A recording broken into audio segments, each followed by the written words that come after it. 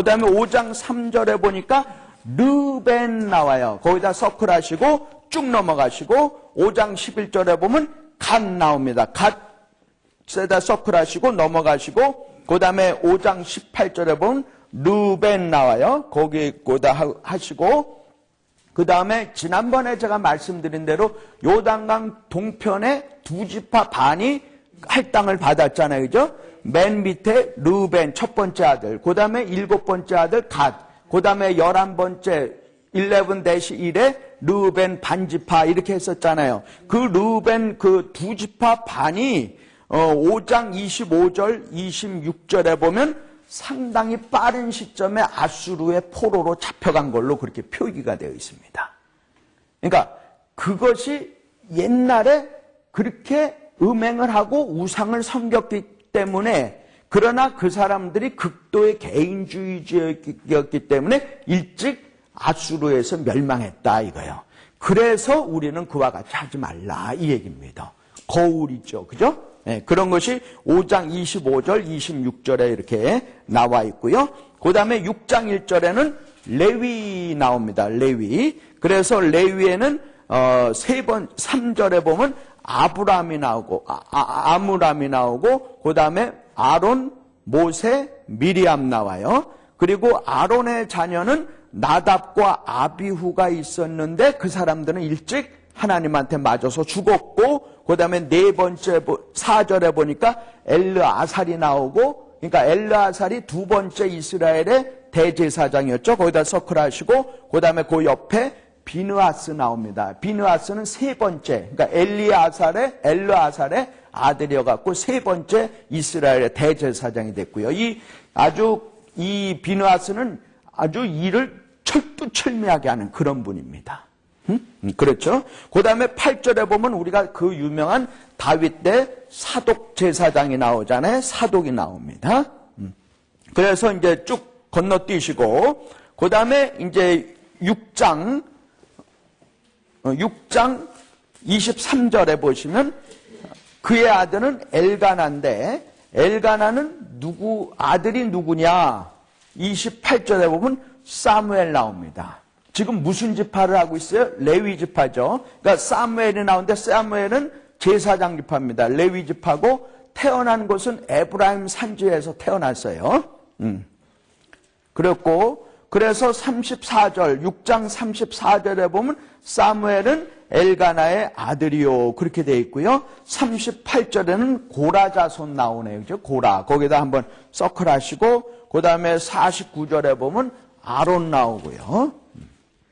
그 다음에 50절에 보면 또 아론의 자손 엘르아살, 비느하스 나오고요. 53절에 보면 사독 나오고, 57절에 보면 아론 자손에게는 무엇을 주었어요? 도피성을 주었습니다. 도피성은 어떻게 줬느냐면, 우리 이스라엘이 전부 12지파잖아요. 지난번에 말씀드린 대로 12지파인데 각 지파마다 4성읍, 시리씩 받았습니다. 그러니까 지역을 받지 못하고 땅을 받지 못하고 성읍만 받았어요. 그러니까 요즘으로 따지면 캐슬이죠, 캐슬. 그러니까 뭐 누구 성 뭐 이렇게 돼 있잖아요. 그죠? 그거를 각 지파마다 4군데씩 받았는데, 그래서 도합 48성읍을 받았어요. 그리고 그 중에서 요단강 동편의 3성읍, 요단강 서편의 3성읍씩 해서 도합 6성읍을 도피성으로 받은 거예요. 그래서 도피성은 전부가 다 레위지파의 성읍이 됩니다. 그랬고요. 그 다음에 7장 1절에 보면 이사갈 나오고, 7장 6절에 보면 베냐민 나오고, 13절에 보면 납달리 나오고, 14절에 보면 므낫세 나오고, 20절에 보면 에브라임 지파가 나오는데, 에브라임 지파 중에서 27절에 보니까 그의 아들은, 에브라임 그 지파의 후손의 그 아들은 눈이에요. 눈이라고 해서 우리 아이가 아니라 그냥 눈입니다. 눈인데 그 아들은 누구예요? 여호수아예요. 그러니까 여호수아가 눈의 아들인데 그 여호수아는 바로 에브라임 지파다. 알 수가 있잖아요. 그죠? 그 다음에 30절에 보면 아셀이 나오고요. 그 다음에 8장 1절에 보면 베냐민 나오는데, 베냐민의 8장 6절에 보면 에훗 나옵니다. 에훗이 우리 지난번에 사사기 할 때 보면 2대 사사라고 그랬죠? 결국 왼손잡이고 특히 베냐민 지파의 그 왼손잡이가 많습니다. 그래서 에훗이 왼손잡이인데 그건 오른손을 못 쓰는 불구자일 가능성이 많고 그 에훗은 조공 바치는 사람이다. 그런데 에훗이 암몬 왕, 에글론 왕을 단칼에 찌르잖아요. 그죠? 그래서 그 에글론 왕이 너무 비대해갖고 그걸 칼을 빼려고 그랬더니 못 뺐어요. 왜 그랬어요? 배에 너무 기름이 많았고 엉켜갖고 못 뺐어요. 예, 그랬습니다. 그게 에훗이에요. 예? 그렇고, 그 다음에, 8장 33절인가요? 33으로 보이네요. 넬은 기스를 낳고 기스는 누굴 낳았어요? 사울 낳았습니다. 사울이 낳고, 그 다음에 33절 그 두 번째 줄을 보니까 요나단이 나와요. 그 다음에 34절에 보니까 요나단의 아들은 누구라고 그랬어요? 무립바알이라고 되는데 이 무립바알도 뭐냐면 무비보셋입니다. 무비보셋. 그러니까 우리 다윗 왕하고 요나단하고 살아있을 동안에 계약을 맺은 게 있습니다.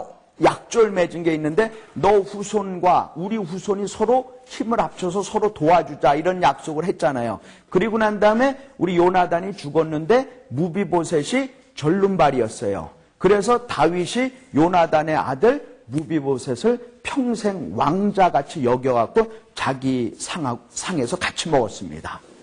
그 사람 이름이 사무엘 하에는 무비보셋으로 나오는데 여기에는 무립바알로 나와요. 그러니까 똑같은 사람이에요. 그렇습니다. 그래서 8장이 그랬고 9장 1절 맨 마지막에 보니까 유다가 범죄함으로, 그러니까 유다가 망하고 난 다음에 130~40년 후에 이것이 쓰여졌어요. 유다가 왜 망했느냐? 유다가 범죄함으로 말미암아 바벨론의 포로가 됐다는 얘기입니다. 범죄했다. 특히 교만해서 그랬다. 목이 곧아서 그랬다.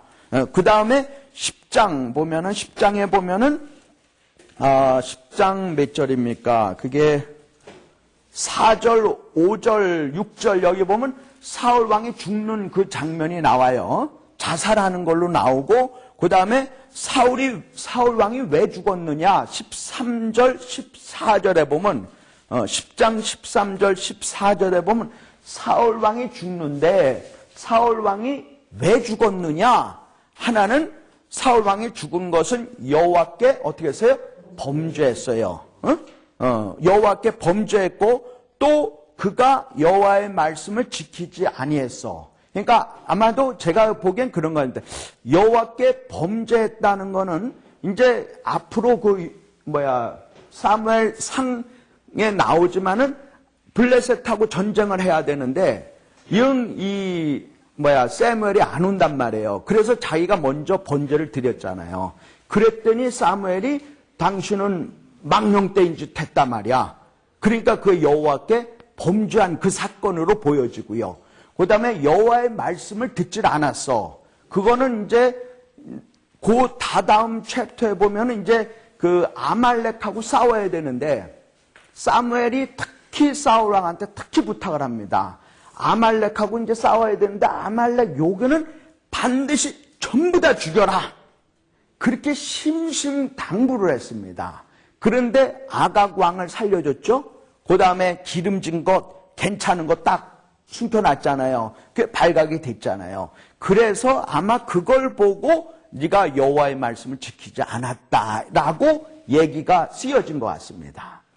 그 다음에 또 한 가지 더 중요한 거 있는데 이것이 뭐냐면 내가 13절에 보면 신접한 자에게 가르치기를 청했다 이 말이에요. 이것이 사무엘상 나중에 후반부 28장에 나오는 그 스토리거든요. 그것도 한번 이따가 한번 보도록 하겠습니다. 그래서 신접한 자에게 가르치기를 청했고 여호와의 말씀을 지키지 않았고 그 다음에 여호와께 범죄했기 때문에 바로 너는 죽었고 내 나라가 이새의 아들 다윗한테 넘어갔다 이겁니다. 그래서 우리 사무엘 상은 31장에 사울 왕이 죽는 거로 나오고 여기에 역대상 1장부터 10장까지는 사울 왕이 이렇게 해서 죽었다. 그러니까 사울 왕이 죽은 이유는 하나님께 범죄했고 하나님의 말씀을 듣지 않았고 하나님께 기도하지 않았기 때문인 거예요.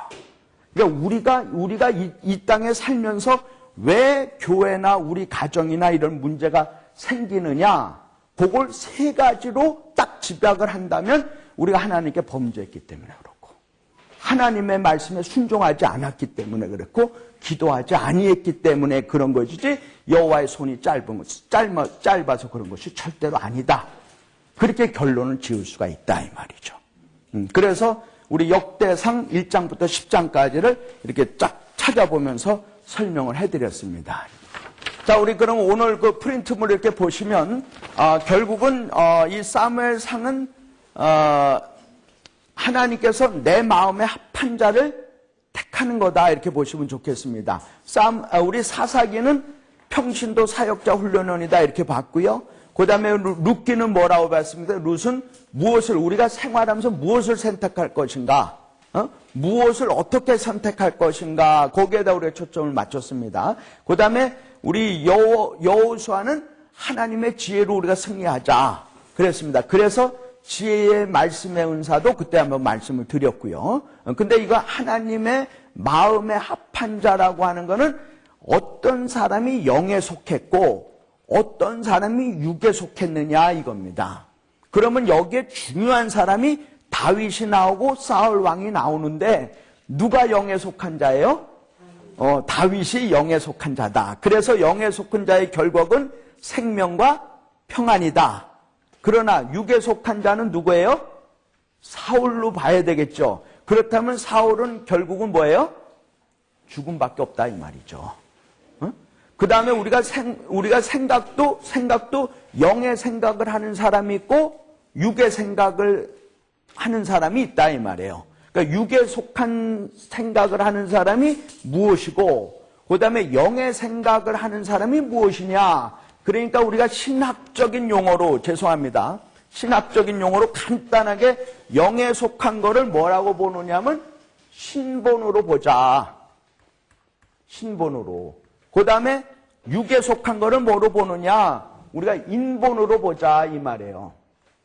그러니까 인본이 절대적으로 다 틀렸다 이 얘기는 아닙니다. 인본이라고 하는 것은 사람이 중심이 되기 때문에 사람 생각에는 극히 지당한 말이에요. 완전히 틀리다는 건 아니에요.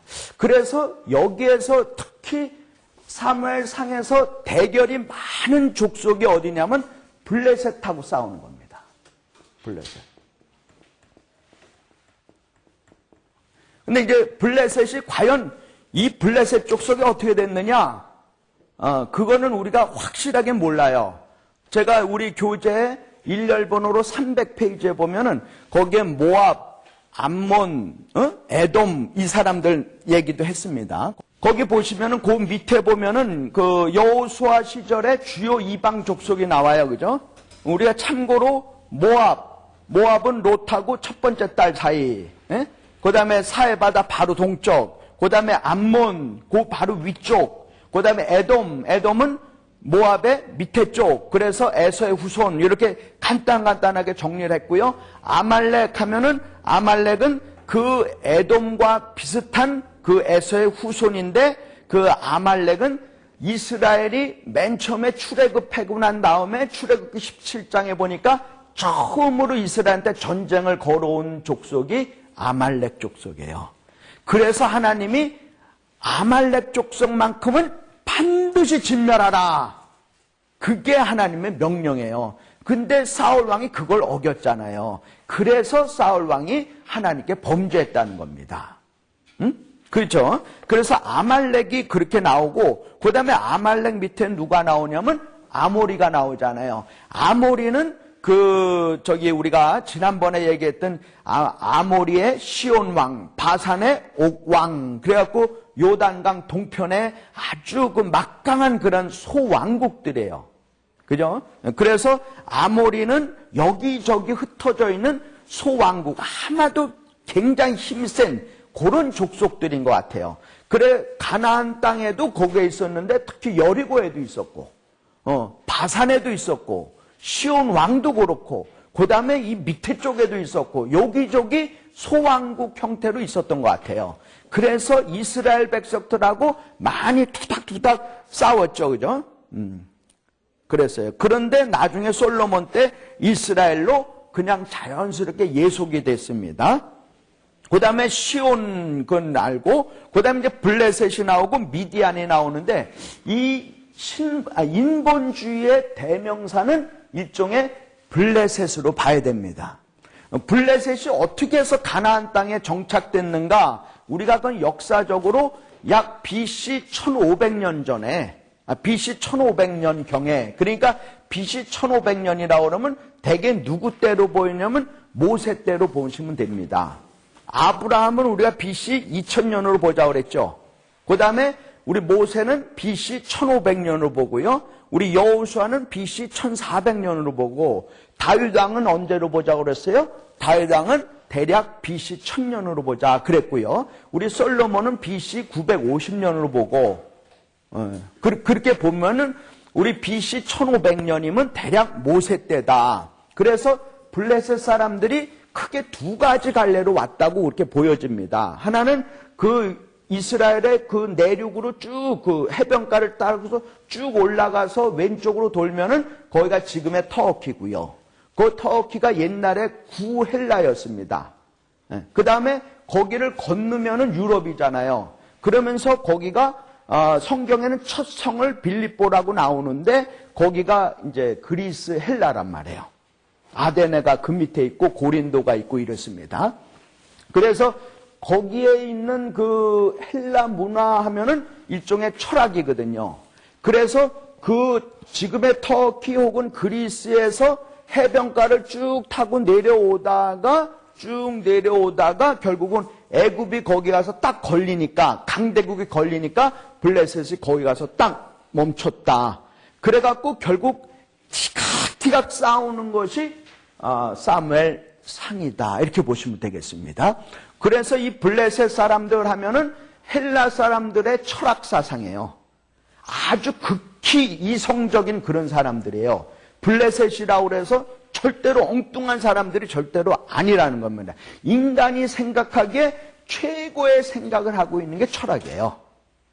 그래서 거기에 플라톤이 나왔고 아리스토텔레스가 나왔고 소크라테스가 나온 겁니다. 제가 많이 유식해졌죠? 그런 사람들이 계속 나온 거예요. 그 사람들이 다 생각하는 사람들이에요. 철학자들입니다. 그러니까 그 영향을 받았기 때문에 블레셋 사람들은요, 극히 인간적이에요. 생각이 대단히 인간적이에요.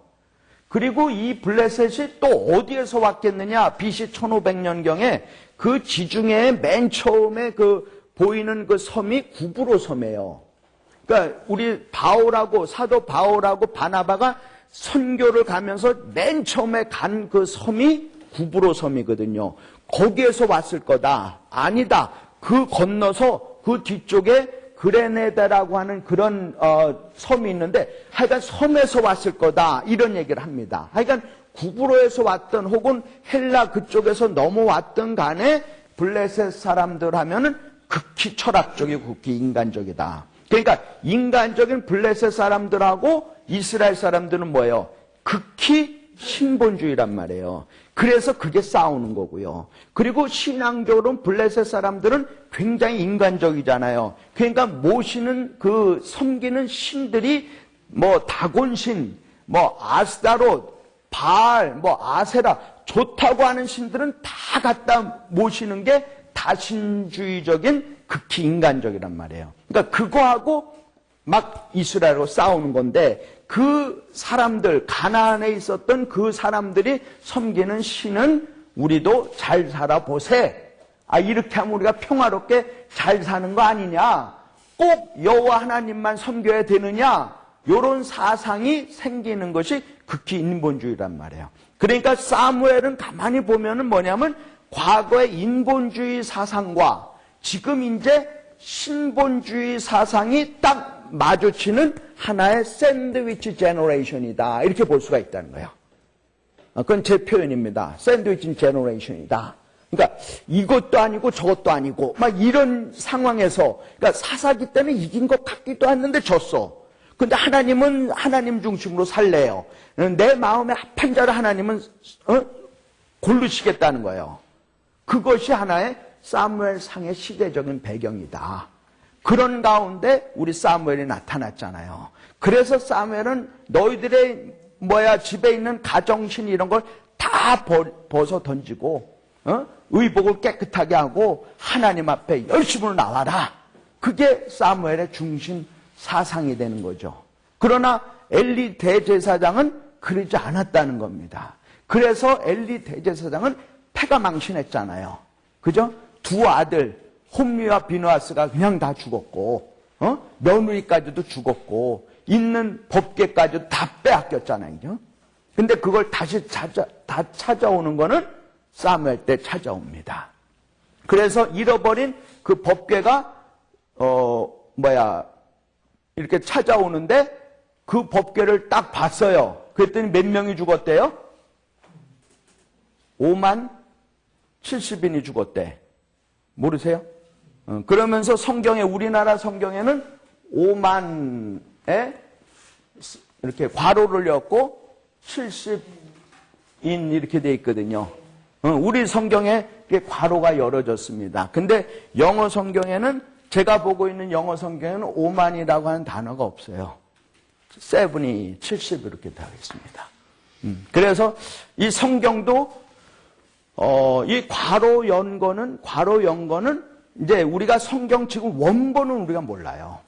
그러니까 원래 성경에는 그 성경책 이름도 없었다고 그러죠. 그러니까 창세기, 출애굽기, 레위기 이 타이틀이 없었고 그 다음에 원래 성경은 장절이 없습니다.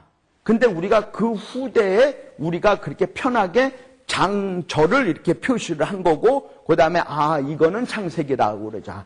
이거는 우리가 출애굽기라고 하자. 이렇게 붙인 거거든요. 그리고 이제 원본이 발견이 안 되고 주로 사본이 발견이 되는 건데 사본을 서기관들이 하나하나 썼단 말이에요. 서기관들이. 그때는 카피 머신이 없었잖아요. 활자가 없었잖아요. 그죠? 그러니까 종이나 이런 나무 이런 데다가 다 하나하나씩 썼단 말이에요. 그러니까 써다 보니까 어디에는 좀 오기가 좀 있을 수도 있습니다. 잘못 써줄 수가 있거든요. 그래서 어디에는 5만이라고 써 있고 어디에는 5만이 없고 그냥 70인으로 돼 있어요. 법계 이렇게 본고로 이제 죽었잖아요. 그죠? 그래서 저가 보기에는 그런데 베세메스라고 하는 그 도시가 그때 당시 얼마나 컸는지는 몰라도 그렇게 크진 않았을 거다. 이렇게 보면 5만이 죽을 것 같으면요. 이거는 그 상암 월드컵 스테디움에 있는 스탠드에 있는 사람도 5만이 안 될 거예요. 그 사람들이 다 했고 한꺼번에 죽었으면 이거 큰 사건일 것 같아요. 그래서 저는 그냥 70인이 죽었을 거다 이렇게 생각을 합니다. 베세메스라고 하는 그 도시의 그 사이즈를 봐서 그래갖고 하여간 초기에는 이제 그런 것이 있었는데 자 이제 사울 왕이 되기 전에 일단 아주 상당히 효자고 인물도 참 잘생겼고 아주 이스라엘의 보배로운 자고 아주 훌륭한 자다. 그렇게 소개가 되고 있죠. 그죠? 그러면서 사무엘한테 기름 부음을 받습니다. 근데 기름 부음을 받으면서 자기는 베냐민 지파고 극히 작은 지파다. 이런 얘기를 하잖아요. 그죠? 극히 작은 지파라고 하는 거는 우리가 지난번에 사사기 때 제가 말씀드렸는지 모르겠지만 사사기 때 어떤 사건이 있었느냐면 레위족 속 사람이 자기 첩이 있었거든요. 그 첩이 이제 화가 났는지 뭐 했는지 자기 친정으로 갔단 말이에요. 그래갖고 이 레위 제사장이 뭐 대제사장은 아닐 거예요. 분명히. 그 사람이 자기 첩을 데리러 갔습니다. 그랬더니 장인이 야, 좀 술 좀 마시고 말이야. 좀 놀다 가. 뭐 노래방에도 가고 좀 그래야 되잖아. 그래갖고 이제 하루 저녁을 이제 놀았단 말이에요. 그랬더니 그 다음날 야, 또 우리 좀 먹고 마시자 말이야. 그리고 또 그랬다고요. 그래서 보니까 아마도 안식일 바로 전날 부랴부랴 떠난 것 같아요. 부랴부랴 떠나갖고 첩을 데리고 아니 저 같으면 첩이 말이야 그렇게 간음해갖고 갔으면 이건 제사장 입장에서 뭔가 크게 좀 한판 좀 투디러 부셔야 되잖아요. 그죠? 그랬더니 가서 그냥 장인한테 그냥 확 그냥 날아가 버렸어요. 그래갖고 안식일 날 전인 것 같아요. 그날 이제 돌아오다 보니까 날이 이제 저물었거든요. 그래갖고 여인숙을 가다 보니까 안 되겠다 해서 어떤 집에 갔어요. 그랬더니 베냐민 사람들이 그 남자, 레위 지파 남자면 싱싱하잖아요. 그러니까 야 우리 동성연애 해야 되겠다. 그 남자 내라. 그랬더니 할 수 없어갖고 그 첩을 낸 거 아니에요. 그랬더니 첩을 밤새 간음을 하고 놀이객감으로 한 거 아니에요. 그래갖고 그 새벽에 그 여자가 죽었습니다. 그러니까 레위 지파는 죽은 시체를 만지면 돼요, 안 돼요? 안 돼. 근데 그걸 만져. 레위 지파도요, 타락하면 그렇습니다. 지금으로 따지면 목회자 지파 아니에요, 그죠? 목회자도 타락하면 어쩔 수 없어요. 왜? 사람이라고 성경이 그렇게 돼 있지. 뭐 목회자라서 특별하게 뭐 성직이다. 그건 아니란 얘기예요. 다 똑같다는 얘기입니다, 성경은. 그래서 시체를 만져갖고 결국은 12도각 한 거 아니에요. 그래갖고 12지파한테 다 한 덩어리씩 보낸 거 아니에요. 그래갖고 내전이 빠박 붙은 거 아니에요. 그럴 수 있느냐 말이야. 어? 그래서 11지파가 오히려 베냐민 지파한테 쩔쩔쩔 맸습니다. 그랬더니 비느하스가 또 맨 마지막에 활약을 한 거 아니에요. 그래서 베냐민 지파를 완전히 몰살을 시키다시피 해갖고 남자만 몇 명이 남았냐면 600명 남았어요. 그래서 우리 딸을 베냐민 지파의 며느리로 보낼 수 없고 거기 있는 딸을 우리 집에 며느리로 들여보낼 수 없다. 그런 이게 딱 된 겁니다. 그래서 베냐민 지파 하면은 어떻게 됐느냐면 아주 극히 작은 지파 이렇게 된 거예요. 단지파 하면 뭐예요? 단지파는 그 위에 라이스로 도망갔죠? 그래 라이스가 보니까 굉장히 평안하고 안전하고 배부르고 등 따뜻하고 같으니까 몽땅 다 단지파가 글로 가서 결국 라이스가 뭘로 됐어요? 단으로 됐죠. 그러니까 단지파는 사라진 지파가 되고요. 요단강 동편의 두 지파 반은 뭐예요? 아수르에서 멸망한 지파가 됐고 일찌감치 멸망한 지파가 됐고 그 다음에 베냐민 지파는 내전으로 인해서 극히 작은 지파로 남은 겁니다. 그러니까 그게 사사기의 거의 끝이거든요. 그 사람들이 자기네들이 옳은 바대로 한 것이 결국은 없어지고 일찍 망하고 그 다음에 뭐 극히 작은 지파로 남은 겁니다. 그런데 우리 사울 왕이 맨 처음에 나는 극히 작은 지파다. 우리 사도 바울도 그러는 거 아니에요, 그렇죠? 그러니까 베냐민 지파 하면은 극히 작은 지파예요. 근데 왜 내가 이렇게 왕이 되어야 됩니까? 이렇게 맨 처음에 그렇게 겸손하고 보배로운 자 같고 효자이고 또 싸움도 잘하고 이러는 훌륭한 사람이었다 하는 겁니다. 그러니까 외모로는 흠잡을 데가 없어요. 그런데 이제 문제는 이 사람이 역시 육에 속한 자가 되었기 때문에 그 강을 건너지 못한 거예요. I know your love is great.